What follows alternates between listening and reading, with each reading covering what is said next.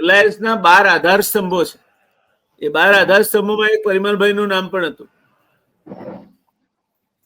અને સુરતવાળા હેમંત દેસાઈનું નામ પણ હતું. એટલે રિલાયન્સના 12 આધાર સ્તંભોમાંના એક એવા પરિમલભાઈ, એક ચક્રી શાસન એમનું ચાલતું હતું. હવે જો અદાણી રિલાયન્સમાં આવે તો કરણ અદાણી આવે,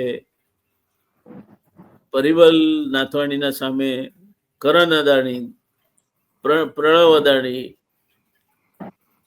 મહાયુદ્ધ છેડાય તો ગૌતમ અદાણી આવી જાય આ બાજુ, આવું બધું થાય.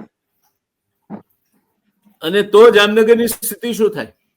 તો આ સરહદી પ્રદેશ છે, દરિયાકાંઠાનો પ્રદેશ છે, ત્યાં ડ્રગ પકડાતા હતા ત્યાં સુધી ચિંતાનો વિષય હતો જ, પણ હર્ષ માટે એટલી બધી કદાચ ચેલેન્જ નહોતી.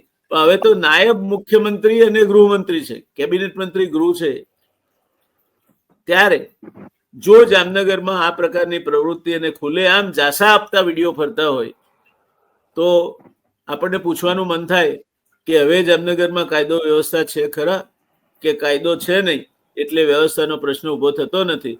ભાઈ હર્ષ સંઘવી હવે નાયબ મુખ્યમંત્રી બન્યા છે. પોપટ ભૂખ્યો નથી, પોપટ તરસ્યો નથી, પોપટ આંબાની ડાળ, પોપટ સરોવરની પાળ,